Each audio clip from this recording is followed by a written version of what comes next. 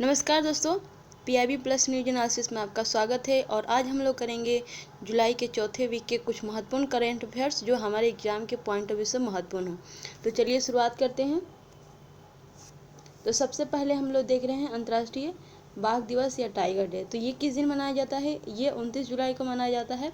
और फिलहाल में जो मनाया गया इसको फिलहाल में भी 29 जुलाई को। और इसका जो उद्देश्य, अगर जो टाइगर डे मनाया जाता है, अगर इसके उद्देश्य को देखें तो जैसे कि हम लोग जानते हैं कि उसके संरक्षण के और उसके मतलब कि ज़्यादा से ज़्यादा उनकी संख्या में वृद्धि हो, इसके लिए ये मनाया जाता है। क्योंकि हमारे पर्यावरण की दृष्टि से जो टाइगर्स हैं काफ़ी महत्वपूर्ण स्थान रखते हैं, तो इसके लिए मनाया जाता है। और इस बार भी WFF और फिर IFW द्वारा इसको मनाया गया।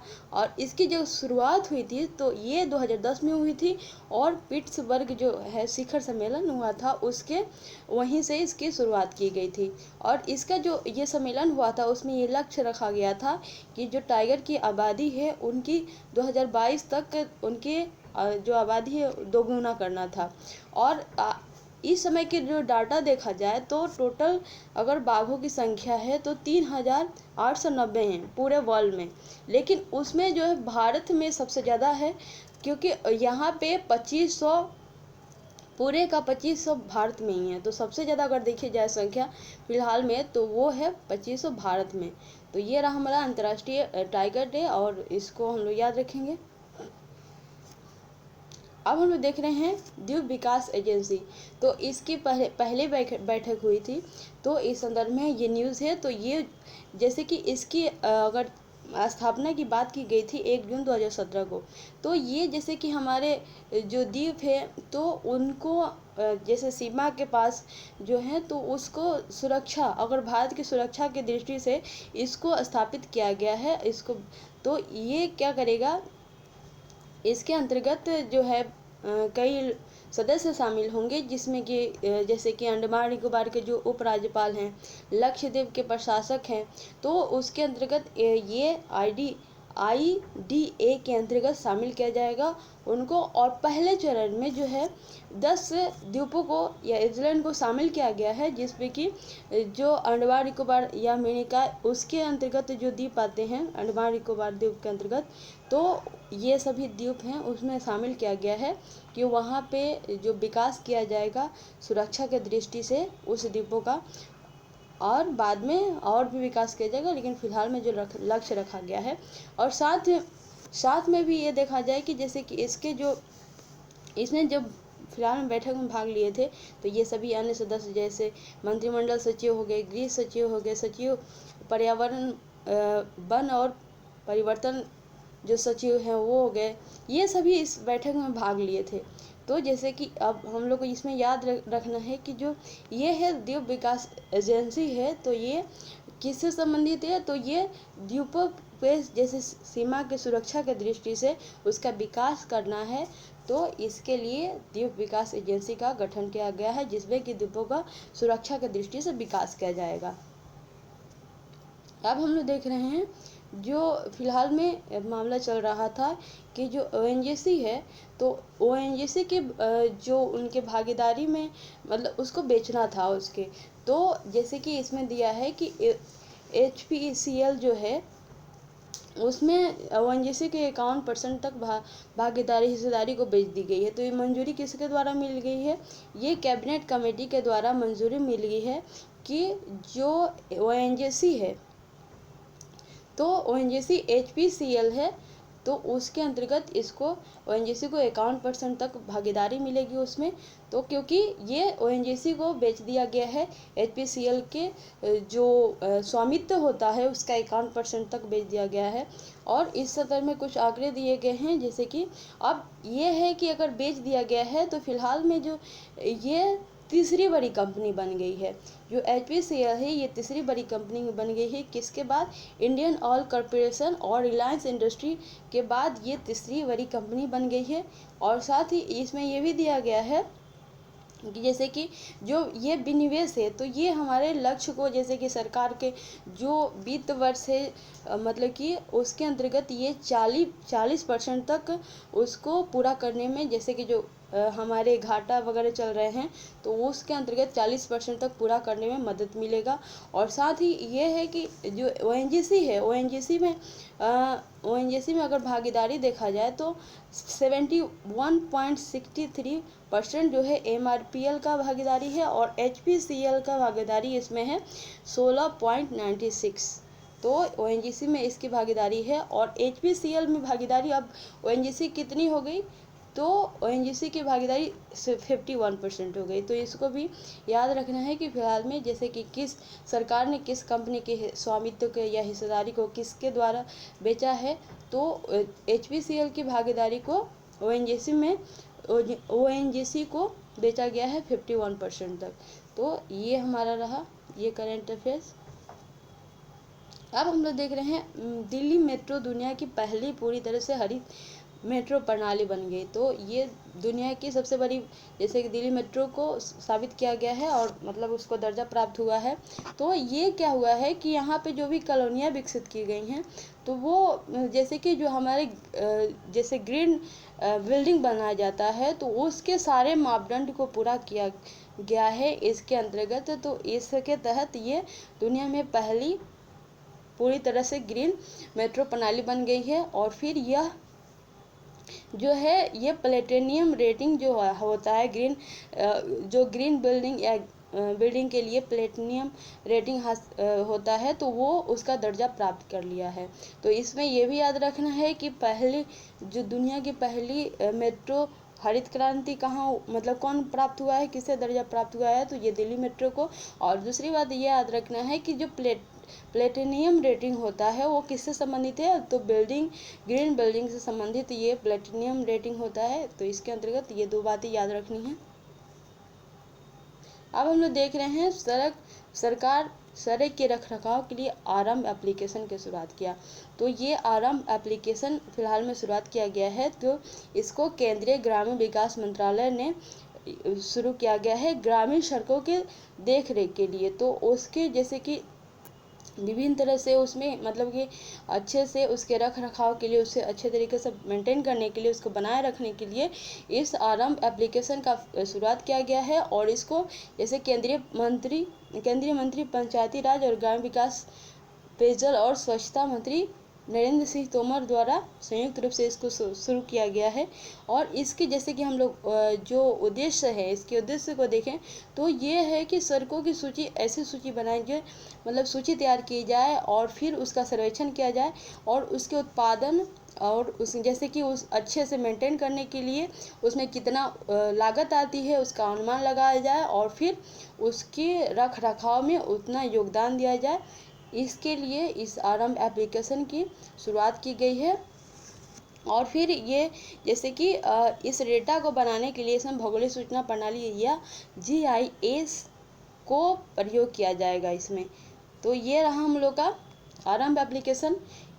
जो इससे पहले भी एक आरंभ जो एप्लीकेशन नहीं था, आरंभ एक अभियान चलाया गया था जो यौन शोषित बच्चे हैं उससे संदर्भ में एक आरंभ अभियान चलाया गया था। तो हम लोग कंफ्यूज नहीं होना है, ये है मोबाइल ऐप है आरंभ, जबकि वो अभियान है आरंभ जो बच्चे यौन शोषित होते हैं, छोटे बच्चे, तो उनके लिए वो आरंभ अभियान चलाया गया था। ठीक, तो इसको आप लोग ध्यान में रखिएगा। अब हम लोग देख रहे हैं cabinet Indo German centre joint declaration of internet. तो इंटेंट ये क्या है, JDI क्या है, तो फिलहाल में इसको संयुक्त घोषणा की मंजूरी दी गई है, केंद्रीय मंत्रिमंडल द्वारा इसको मंजूरी प्रदान की गई है। और फिर इसकी जैसे कि अगर इसकी स्थापना की बात देखी जाए कि इसको स्थापित करने की बात कब की गई थी, तो इसकी मई में इसकी स्थापना की बात की गई थी। बर्लिन में जो अंतर सरकारी परामर्श समिति लकी परामर्श वहाँ पे हुआ था, उस संदर्भ में वहाँ पे इसको स्थापित करने की बात की गई थी। और ये जो है JDI है, ये क्या है, तो यह एक ऐसा मंच है जहाँ पे जो जर्मनी है और भारतीय वैज्ञानिक, वो दोनों वैज्ञानिक इस प्लेटफॉर्म पे आके अपना जैसे विभिन्न क्षेत्र में सहयोग दे सकते हैं। विभिन्न तरह के जो मतलब कि शोध हो गया, इस अंदर अध्ययन हो गया, यहाँ पे आके कर सकते हैं। तो इसके लिए जेडीआई को गठित किया गया है। और जैसे कि इसमें दिया गया है कि ये क्या करेगा कि जो है विभिन्न तरह के सूचनाओं का आदान प्रदान किया जाएगा दोनों देशों द्वारा, फिर प्रशिक्षण, शिक्षण इत्यादि इसमें शामिल किया जाएगा। तो ये मुख्यतः वैज्ञानिकों से संबंधित है, दोनों देश के वैज्ञानिकों से संबंधित है। तो इसमें जो है कि कई तरह के वैज्ञानिक शामिल होंगे, जैसे जो संस्थान विभिन्न विश्वविद्यालय में हैं या फिर उद्योग में लगे हुए हैं, सभी तरह के इसमें अपना जो वैज्ञानिक है इसमें आ सकते हैं और विभिन्न तरह से क्या करेंगे कि अपना शोध हो गया, अध्ययन वगैरह करेंगे। और इसका जैसे भारत में अगर इसकी मेजबानी देखी जाए किसके द्वारा की जा रही है, तो ये भारतीय प्रौद्योगिकी संस्थान आईआईटी मद्रास द्वारा इसकी मेजबानी किया जा रहा है। अर्थात वो इसकी मतलब कि देख रेख करेगा, इसके अंतर्गत जो भी कार्यक्रम होगा या फिर शोध वगैरह होगा वो उसके अंतर्गत होगा। तो ये हमारा रहा cabinet Indo joint declaration of intent, तो जेडीआई। तो इसको भी हम लोग को याद रखना है। अब हम लोग देख रहे हैं नाबार्ड ग्रीन क्लाइमेट फंड के साथ एक एमएए पर हस्ताक्षर किया है। तो फिलहाल में जैसे कि यह भारत का पहला संगठन बन गया है जो GFC अर्थात ग्रीन क्लाइमेट फंड के साथ अपना ए साइन किया है। तो इससे क्या होगा कि इससे जैसे कि जो भी ग्रीन फंड से संबंधित जो भी संसाधन है वहाँ तक पहुँच आसान होगी और फिर इससे भारत का लाभ भी होगा। लेकिन इसमें महत्वपूर्ण बात यह है कि भारत का यह प्रथम संगठन है नाबार्ड जो इसके अंतर्गत MAA जो हस्ताक्षर किया गया है। तो अब ये जान लें ग्रीन क्लाइमेट फंड क्या है, इसके बारे में देख लेते हैं। तो यह जलवायु परिवर्तन से निपटने के लिए और विकासशील देशों की सहायता के लिए इसका गठन किया गया था और इसको गठन किया गया था कब, दिसंबर 2011 में। और जो दक्षिण अफ्रीका के डरबन में एक UNFCCC का सम्मेलन हुआ था उसी के अंतर्गत इसको इस जैसे GFC को लाया गया था। और फिर इसके अंतर्गत जो क्या कहते हैं उद्देश्य रखा गया है, तो उद्देश्य क्या रखा गया है, 2020 तक $100 अरब इकट्ठा करना है जलवायु परिवर्तन संबंधित वित्त, मतलब उसके अंतर्गत वित्त इतने $100 अरब तक वित्त इकट्ठा करना है। तो ये हमारा रहा नाबार्ड का। और फिर GFC हम लोग देख लिए। अब हम लोग देख रहे हैं 28 जुलाई विश्व हेपेटाइटिस दिवस मनाया जाता है। तो फिलहाल में भी उसको मनाया गया है। तो इसमें जैसे कि मुख्यतः हम लोग को ध्यान देना है कि जैसे कि हेपेटाइटिस डे जो मनाया गया, तो इस वर्ष की जो थीम रही है क्या रही है, तो ये इसका था हेपेटाइटिस को ख़त्म करें, इसका थीम रहा, एग्जाम में पूछ सकता है। और फिर अब देखते हैं हेपेटाइटिस क्या होता है। तो ये मतलब कि ये एक वायरस रोग होता है जिसके अंतर्गत क्या होता है कि लीवर में सूजन आ जाता है, जो लीवर है उसमें सूजन आ जाता है। और ये कई तरह का होता है हेपेटाइटिस, जैसे कि A B C D E ये सभी कई प्रकार के होते हैं।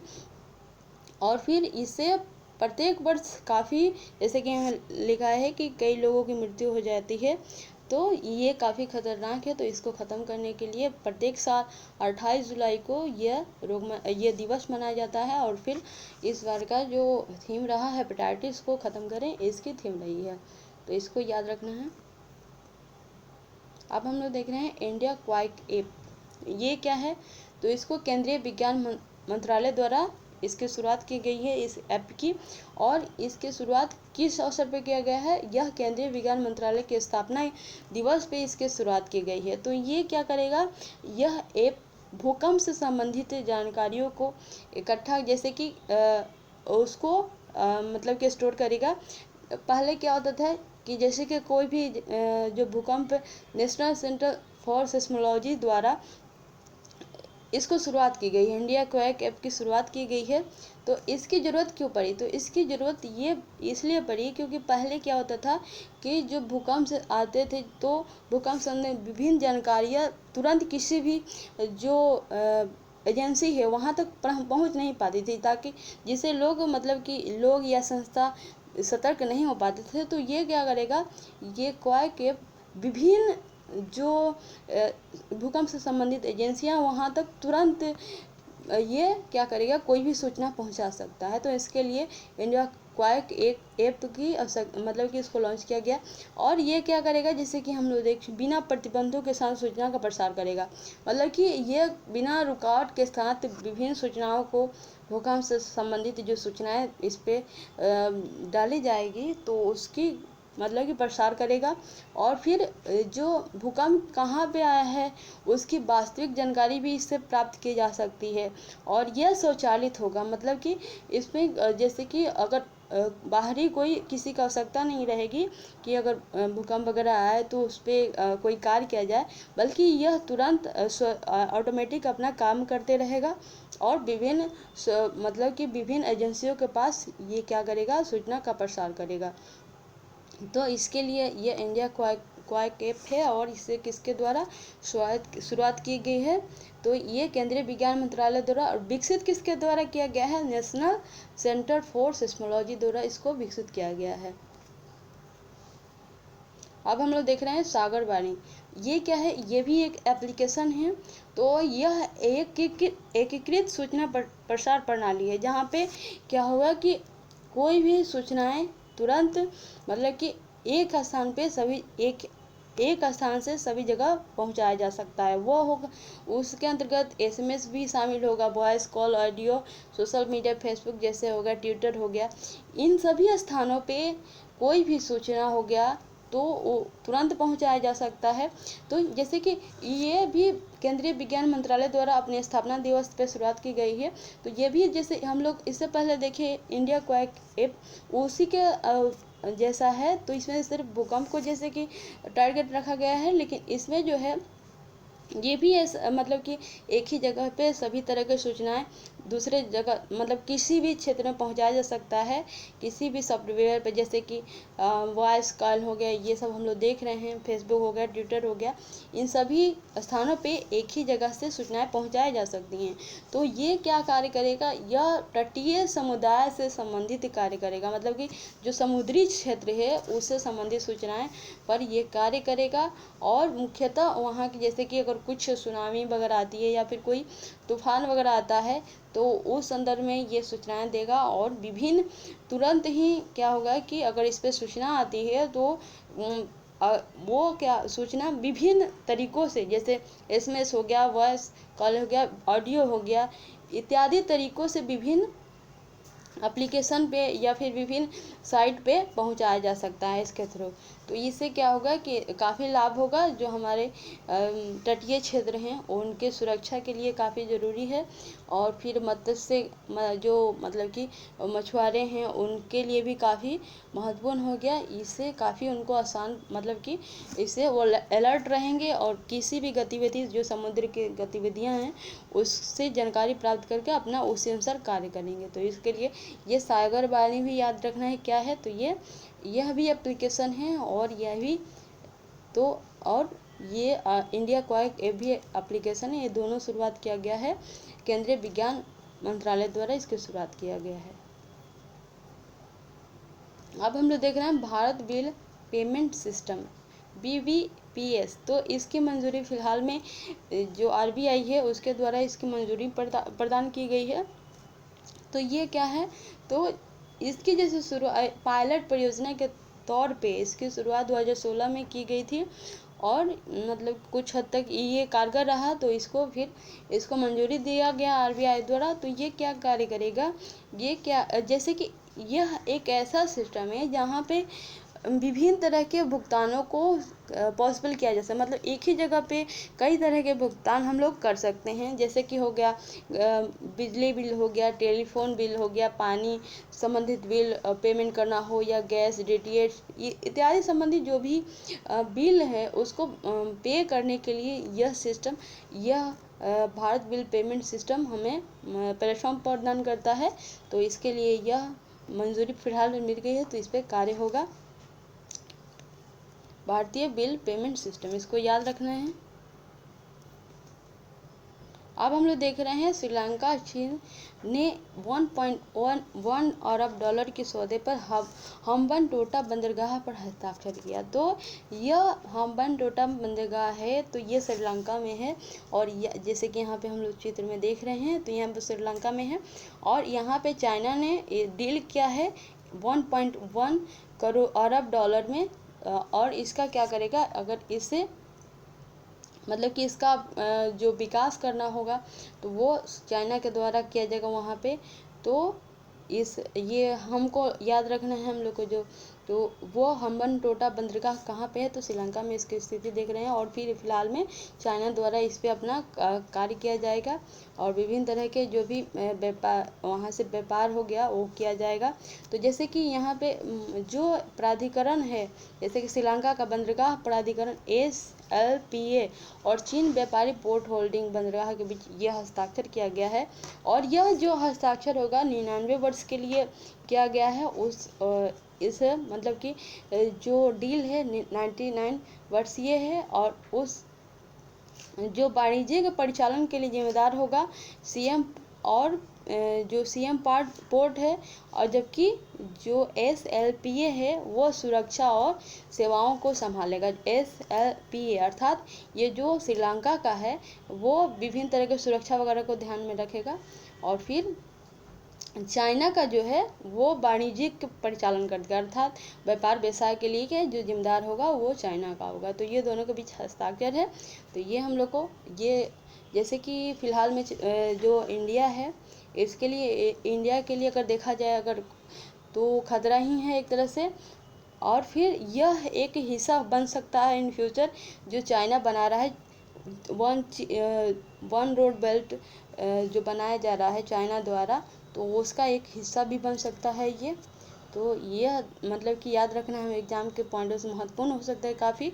तो इसकी स्थिति भी याद रखनी है हम्बनटोटा, और फिर ये किसके किसके बीच हस्ताक्षर है, तो ये चाइना और श्रीलंका के बीच। ठीक, तो ये 99 साल के लिए है, तो इसको हम लोग याद रखना है। अब हम लोग देख रहे हैं हरियाणा सरकार द्वारा खाद्य और पेय में तरल नाइट्रोजन का उपयोग पर प्रतिबंध लगा दिया गया। तो नाइट्रोजन का जो प्रयोग किया जाता है तो उसके प्रयोग पे फिलहाल में हरियाणा सरकार द्वारा उस पर रोक लगा दिया गया है। तो इसको रोक जो लगाने का आधार है वह प्रतिबंध खाद्य सुरक्षा और मानक अधिनियम 2006 के धारा 34 के तहत इसको प्रतिबंध लगा दिया गया है।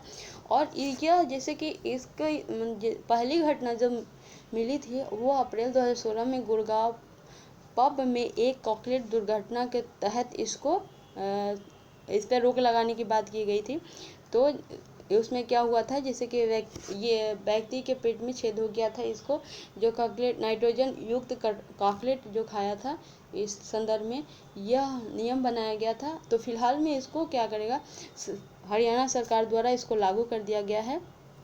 और फिर इसके अंदर कोई भी अगर कार्रवाई की जाएगी तो वो इसके धारा 34 धारा 134(2) के अंतर्गत इसमें मामला दर्ज किया जाएगा। और अगर कोई भी पाया गया इसके अंतर्गत जो तरल नाइट्रोजन प्रयोग कर रहा है अपने खदानों में, तो उसका जो होटल है वो बंद किया जा सकता है, उसको दंड का सामना किया जा सकता है। तो अब हम ये जान लें कि जो तरल नाइट्रोजन है उसका प्रयोग क्यों किया जाता है। तो इसको जैसे कि कोई भी भोजन है उसको तुरंत फ्रीज करने के लिए, ठंडा करने के लिए इसका प्रयोग किया जाता है। और इसकी जो बॉइलिंग पॉइंट है वो -195.79 डिग्री सेल्सियस है। तो ये हमारा रहा कुछ जो हरियाणा संबंधित है नाइट्रोजन तरल पे संबंधित। ये भी एग्जाम के पॉइंट से महत्वपूर्ण हो सकता है, इसको याद रखिएगा। अब हम लोग देखें जियो पारसी योजना चरण 2। तो इसकी शुरुआत की गई है फिलहाल में जियो पारसी योजना चरण 2। ये पहले से योजना चल रही है, तो ये पहले से योजना चल रही है। फिलहाल में इसके दूसरे चरण की शुरुआत की गई है। तो ये दूसरे चरण पहले अगर देख लें कि पहले इसकी शुरुआत की गई तो दूसरा हम भी देख लेते हैं। तो पहले इसके जैसे कि पारसी के जो भारत में जो जनसंख्या काफ़ी कम है, तो उस आबादी को बढ़ाने के लिए, उनकी आबादी को बढ़ाने के लिए जियो पारसी योजना लाया गया था। तो फिलहाल में वो काफ़ी हद तक सफल हुआ है जीओपारसी योजना। तो उसके दूसरे चरण की शुरुआत की गई है। तो हम लोग याद रखना है कि जीओपारसी योजना किससे संबंधित है, तो इससे संबंधित है पारसियों की जनसंख्या बढ़ाने के लिए। अब हम लोग देख रहे हैं मानव रहित टैंक मंत्रा। तो फिलहाल में एक ऐसा टैंक विकसित किया गया है, युद्ध टैंक, जो मानव रहित है और इसको विकास किया गया है डीआरडीओ द्वारा। और फिर इसका परीक्षण फिलहाल में किया गया राजस्थान में। और इसके अंतर्गत 3 संस्करण हैं, जिसे मंत्रा एस, मंत्रा एम और मंत्रा एन इसके अंतर्गत शामिल हैं। तो ये क्या करेगा, जो भी स्वयं से ही कोई भी जैविक हमला हो तो उसको ये रोक सकता है। और कोई भी जैसे कि गैसीय विकिरण हो उसको भी रोक सकता है, और चंद सेकंड में ही इसको पता लगा सकता है। और जैसे कि कुछ जैसे कि अर्धसैनिक बलों द्वारा इसका प्रयोग किया जाएगा। और इसमें उच्च क्षमता वाले कैमरे और लेजर का प्रयोग किया गया है, जो 15 किलोमीटर दूरी तक लक्ष्य को साध सकते हैं, पता लगा सकते हैं। सबसे पहले इसका प्रयोग सबसे पहले चेन्नई में आयोजित किया गया साइंस फॉर सोल्जर्स में इसको प्रयोग किया गया था। इसका मतलब कि प्रदर्शन किया गया था, प्रयोग तो अभी फिलहाल में राजस्थान में किया गया, लेकिन इसका प्रदर्शन किया गया था साइंस फॉर सोल्जर्स में। और फिर इसको जैसे कि ये इसका जो परीक्षण किया गया राजस्थान में, तो उसकी टेम्परेचर वहाँ की थी 52 डिग्री टेम्परेचर पे। तो ये इतने डिग्री मतलब इससे ये साबित होता है कि 52 डिग्री टेम्परेचर पे भी यह कार्य करने में सक्षम है। और ये एक तो है कि मानव रहित है, मतलब जिसमें किसी भी मानव की आवश्यकता नहीं है, किसी सोल्जर के कोई भी सैनिक की आवश्यकता नहीं है, स्वयं से कार्य करेगा। तो हमारे लिए काफ़ी बड़ी उपलब्धि हो सकती है, डीआरडीओ के लिए काफ़ी बड़ी उपलब्धि हो सकती है। तो ये रहा मानव टैंक मंत्रा, तो इसको भी हम लोग को याद रखना है। और आज के लिए इतना ही। हम लोग देखें 4 जुलाई के जो 4th वीक है जुलाई के, तो उससे संबंधित महत्वपूर्ण करेंट अफेयर्स को देखें। आज के लिए इतना ही, और फिर आगे करेंट अफेयर्स जारी रहेगा वीकली। और अगर वीडियो अच्छा लगे तो हमारे चैनल को सब्सक्राइब करें, वीडियो को शेयर करें, लाइक करें। आज के लिए इतना ही, धन्यवाद।